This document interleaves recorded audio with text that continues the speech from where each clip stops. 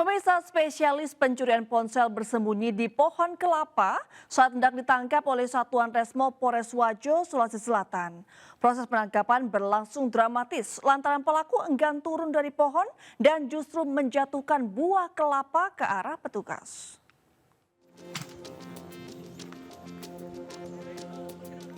Spesialis pencurian HP ini bersembunyi di pohon kelapa saat hendak ditangkap oleh Satuan Resmo Polres Wajo di kebun kelapa tak jauh dari rumah kediamannya di Kabupaten Wajo, Sulawesi Selatan. Bahkan, pelaku sempat menjatuhkan buah kelapa ke petugas yang hendak menjemputnya. Namun, usahanya berakhir sia-sia. Pelaku berhasil ditangkap dan diamankan ke Mapolres Wajo. Menurut Kasat Reskrim Polres Wajo, pelaku ditangkap setelah beraksi di 3 TKP berbeda di wilayah hukum Polres Wajo. Jadi menurut keterangan pelaku ketakutan melihat anggota mendatangi yang bersangkutan. Akhirnya dia memanjat pohon kelapa dan ditunggu oleh anggota di bawah. Barang bukti yang diamankan, Pak? Barang bukti yang diamankan berupa handphone dan sekarang masih kami dalami dan kami kembangkan perkara tersebut. Pelaku dijerat dengan pasal pencurian dengan ancaman 9 tahun penjara. Dari Kabupaten Wajo, Sulawesi Selatan, Amna Sengkang, iNews melaporkan. Proses eksekusi dan pengosongan puluhan rumah di atas lahan sengketa di Kecamatan Duampanua, Kabupaten Pinrang, Sulawesi Selatan, Senin siang diwarnai bentrokan antar pemilik lahan dengan polisi. Ratusan warga yang melakukan perlawanan dengan menghujani batu personel gabungan Brimob, polisi, dan TNI.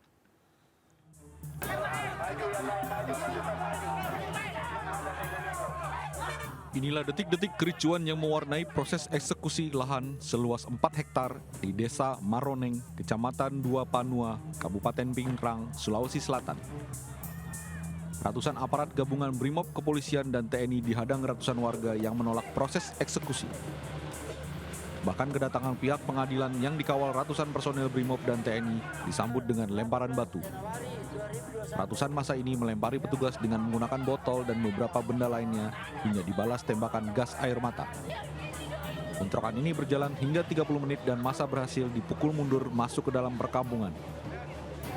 Aksi perlawanan warga tidak berhenti dan berujung dengan penangkapan sejumlah warga yang dianggap sebagai provokator. Pihak pengadilan Kejaksaan Negeri Kabupaten Pinrang berhasil membacakan putusan eksekusi dengan penjagaan ketat personil Brimob. Menurut Panitra, sebanyak 21 bangunan diantaranya rumah termasuk kantor desa berada di atas lahan yang akan dibongkar. Luasnya sekitar 4 hektar. Ada berapa rumah di dalam? Rumah yang di dalam yang mau dieksekusi ada 19 rumah. 19 rumah yang tidak dieksekusi ada 2 rumah termasuk yang kita tempat ini. Eksekusi tanah dan rumah dilakukan setelah pemohon eksekusi bernama Hajah Hajrah memenangkan gugatan melawan Haji Rumpa di Pengadilan Tinggi Negeri Makassar tahun 2018 hingga 2019 dan telah berkekuatan hukum tetap.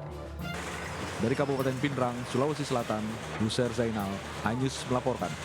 Pemirsa, jelang sidang peninjauan kembali yang akan digelar pada hari Selasa besok, Liga Akbar, salah satu saksi dalam kasus Vina, berencana akan hadir dalam persidangan peninjauan kembali di Pengadilan Negeri Kota Cirebon. Sidang peninjauan kembali Saka Tatal di Pengadilan Negeri Cirebon dipimpin oleh 3 hakim perempuan di ruang sidang Cakra akan kembali digelar pada Selasa besok. Sidang PK Saka Tatal ini terbuka untuk umum yang juga dihadiri oleh warga pendukung Saka Tatal.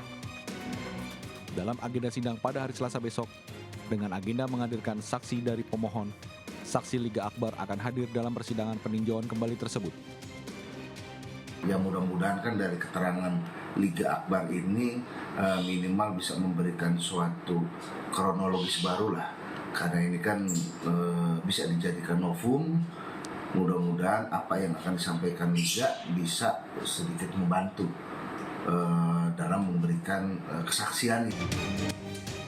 Sementara itu, selain saksi Liga Akbar, rencananya dalam sidang lanjutan PK Saka Tatal besok, sejumlah saksi diantaranya Dedi Mulyadi serta Dede akan hadir dalam persidangan tersebut.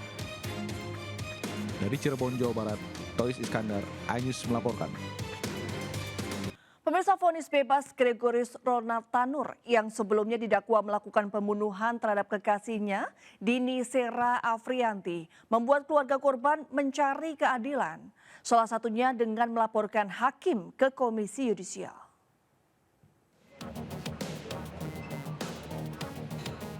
Didampingi Aliansi Justice for Dini Sera yang juga anggota DPR RI, Rieke Diah Pitaloka dan kuasa hukum, keluarga Dini Sera Afrianti mendatangi Komisi Yudisial Kramat Raya, Jakarta Pusat. Kedatangan keluarga korban ke Komisi Yudisial guna melaporkan 3 majelis hakim yang melakukan pemeriksaan perkara terhadap Gregorius Ronald Tanur yang diputus bebas. Harapan Bapak mudah-mudahan mohon kepada semuanya mohon diadili yang sebenar-benarnya. Harapannya mudah-mudahan kasus ini cepat selesai dan mudah-mudahan bijaksana hakim dan semua penegak hukum itu semuanya adil. Apa yang menjadi dasar-dasar laporan kami adalah terkait dengan kontradiksinya antara surat tuntutan, surat dakwaan dengan hasil pertimbangan hakim di dalam putusan. Itu yang pertama. Yang kedua, kami juga meminta agar Komisi Yudisial melakukan pemeriksaan perilaku dan etika hakim selama proses persidangan berjalan dan sampai dengan menentukan putusan pengadilannya. Dan yang ketiga, kami meminta agar kiranya Komisi Yudisial dapat memberikan rekomendasi yang terbaik, yakni harapan kami adalah penghentian hakim yang memeriksa perkara ini di Pengadilan Negeri Surabaya. Komisi Yudisial ternyata telah bergerak langsung membuat 2 tim, yaitu tim investigasi dan tim bagi pengawas hakim itu sendiri. Dan laporan ini memang menjadi salah satu prasyarat juga agar segera ada tindak lanjut.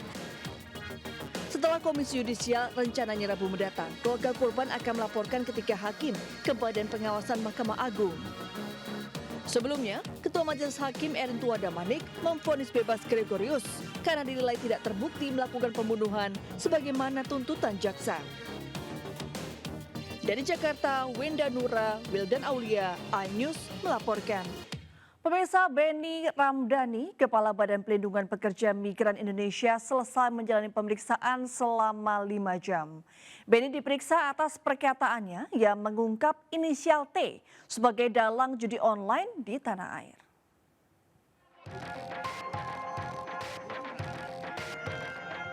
Barreskrim Polri memeriksa Kepala Badan Pelindungan Pekerja Migran Indonesia Benny Ramdhani untuk menyelidiki sosok berinisial T yang menjadi pengendali judi online di Indonesia.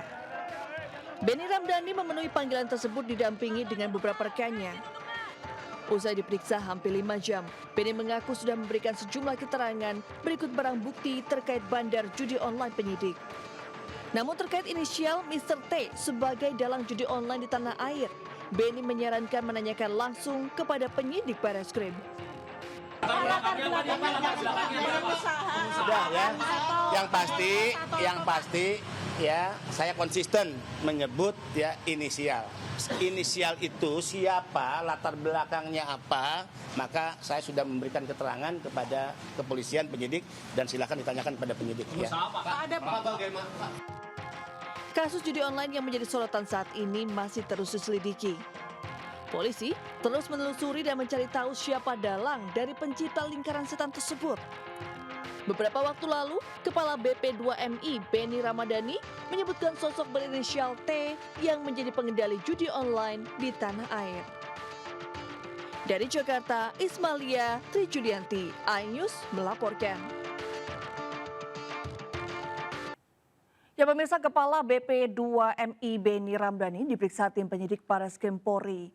Benny dicecar 22 pertanyaan untuk klarifikasi inisial T yang disebut mengendalikan judi online di tanah air. Dan berikut laporan Syahreza Zanski bersama juru kamera Dandi Bernadi dan Muhammad Firmansyah. Pemirsa, Kepala BP2MI baru saja menyelesaikan pemeriksaan di gedung Barreskrim Polri terkait pernyataannya soal inisial T yang juga jadi pengendali judi online di Indonesia menggunakan server Kamboja. Adapun Benny diperiksa lebih dari 5 jam lebih dan dicecar dengan 22 pertanyaan dan sudah menandatangani berita acara bersama beberapa kuasa hukum yang menemaninya semasa pemeriksaan begitu. Dan pasca pemeriksaan, Benny menjelaskan ataupun menegaskan bahwa posisi BP2MI ini hanya mengusut soal tindak pidana perdagangan orang, bukan mengusut soal pemberantasan judi online begitu, mengingat pihaknya hanya membeberkan beberapa nama yang terindikasi ataupun diduga terlibat dalam pengendalian judi online di tanah air. Namun dipastikan bahwa Benny menegaskan bahwa BP2MI mempersoalkan tindak pidana perdagangan orang dan juga pihaknya konsisten dalam menyebutkan berbagai nama yang diduga terlibat judi online dan juga penipuan secara daring di Indonesia yang terlibat ataupun berkaitan dengan pekerja migran Indonesia di Kamboja. Dari Jakarta, Syahreza Zanski, Muhammad Firmansyah, dan Di Bernadi, iNews melaporkan. Ya, kita ke informasi lain pemirsa. Hari Senin ini menjadi hari perdana Presiden Joko Widodo berkantor di Ibu Kota Nusantara. Presiden Jokowi mengaku ia belum bisa tidur nyenyak di malam pertamanya menginap di Istana Kepresidenan.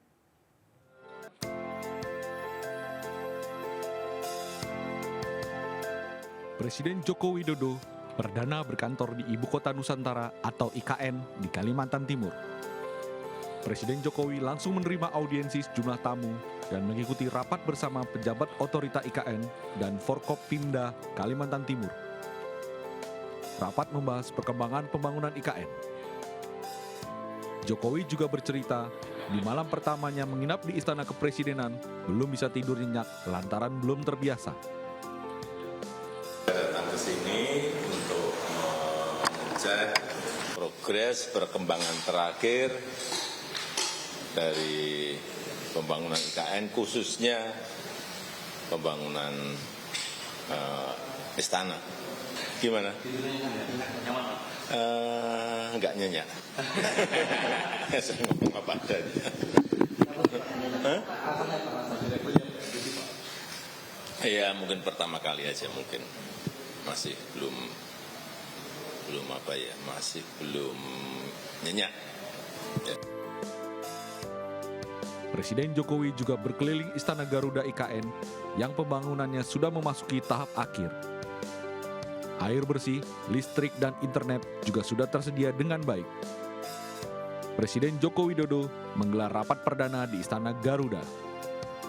Sementara itu, Menteri PUPR yang juga PLT Kepala Otorita Ibu Kota Nusantara, Basuki Hadimulyono, menyebutkan ada beberapa poin penting dari rapat perdana bersama Jokowi di IKN. Salah satunya, Presiden Jokowi menekankan partisipasi masyarakat dalam penataan IKN sangatlah penting.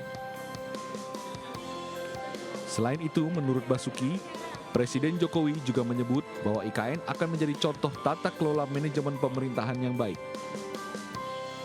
Dan beliau menanggapi dan memberikan arahan fokusnya.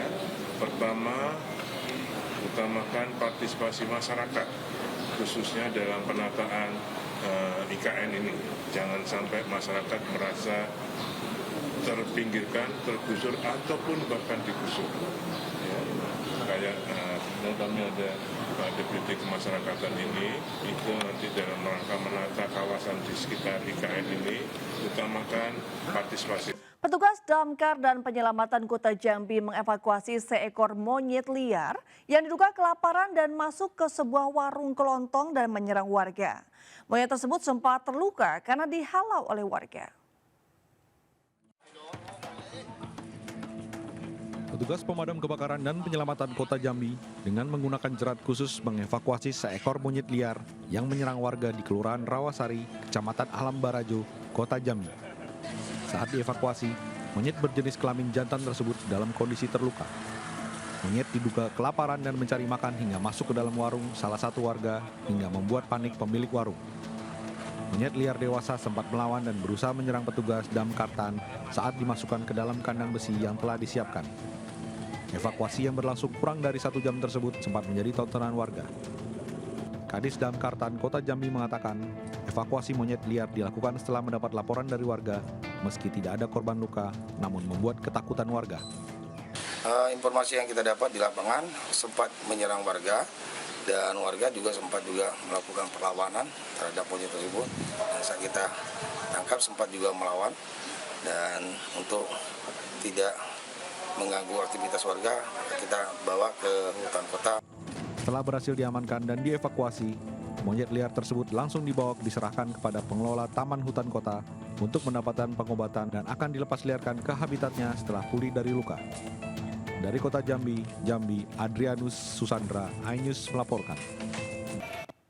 Pemirsa, MNC Life kembali meraih predikat asuransi sangat bagus dalam ajang 25th Infobank Insurance Award 2024. Penghargaan diterima berkat dedikasi dan komitmen MNC Life dalam berinovasi dan menjaga hubungan baik dengan nasabah.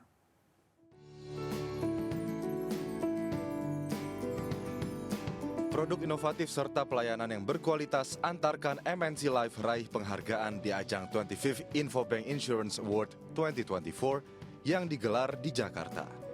MNC Life mendapat penghargaan pada kategori perusahaan asuransi jiwa dengan premi bruto 250 miliar rupiah hingga 1 triliun rupiah.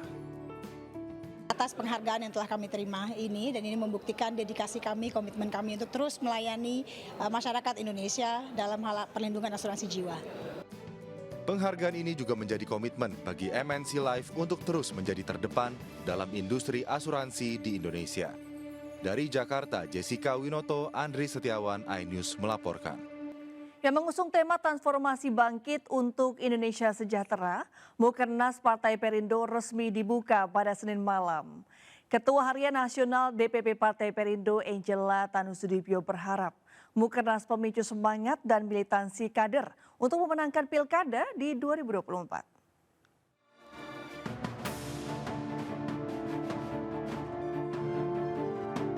Partai Perindo menggelar musyawarah kerja nasional Mukernas Perindo 2024 berlokasi di Gedung iNews Tower lantai 14 dan 15. Ketua Harian Nasional DPP Partai Perindo, Angela Tanusudibyo, berharap musyawarah ini dapat menjadi pemicu semangat dan militansi kader untuk memenangkan Pilkada di 2024. Pada Mukernas Partai Perindo kali ini mengusung tema Transformasi Bangkit untuk Indonesia Sejahtera. Mukernas turut dihadiri oleh Ketua Umum Partai Perindo, Hari Tanusudibyo, beserta Liliana Tanusudibyo, Ketua Umum Kartini Perindo, Ketua Umum PDIP Megawati Soekarno Putri, Menteri Pertanian RI Amran Sulaiman, hingga Menteri Koperasi dan UMKM Teten Masduki. Saya serukan kepada para pengurus DPP, DPW dan DPD dan seluruh jajaran di bawahnya, dan pengurus sayap maupun seluruh kader dan simpatisan harus tetap optimis bahwa kita terus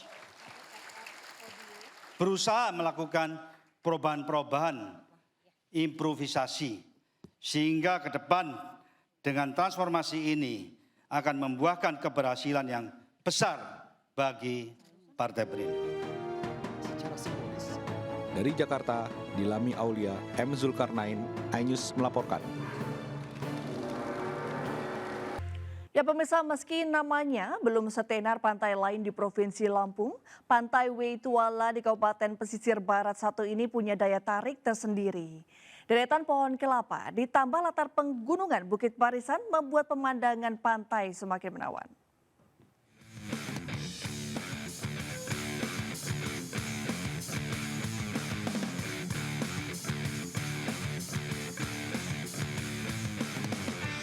Indahnya Pantai Weituala akan membuat takjub siapa saja yang mengunjunginya. Deretan pohon kelapa di pinggir pantai yang diselimuti pasir putih menambah indah pesona alam pantai ini.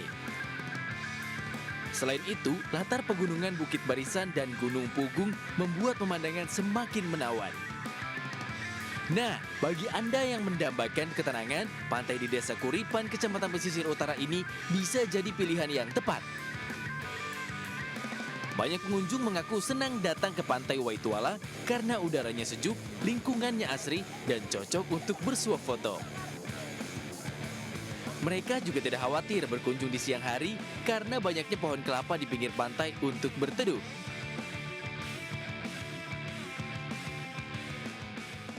Terbayarkanlah, pantainya indah, lautnya tenang, pemandangannya bersih, banyak pohon-pohon kelapa, ada tempat nongkrong juga, terus di belakangnya ada gunung.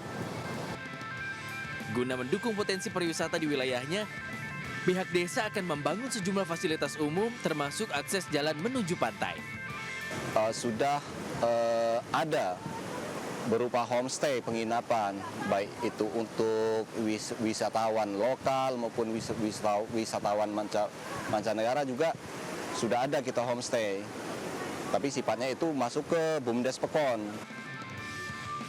Pengunjung yang datang ke lokasi ini tidak dikenakan biaya tiket alias gratis, termasuk parkir kendaraan. Nah, bagaimana pemirsa? Tertarik mendapatkan pengalaman liburan yang menyenangkan di Pantai Waituala? Dari Kabupaten Pesisir Barat Lampung, Enrico Ngantung, iNews melaporkan. Pemirsa, Yogyakarta memiliki beragam destinasi wisata untuk mengisi liburan bersama keluarga. Salah satunya kawasan wisata Kaliurang Park, di mana pengunjung bisa mencoba berbagai wahana seru, salah satunya mountain slide sepanjang 80 meter.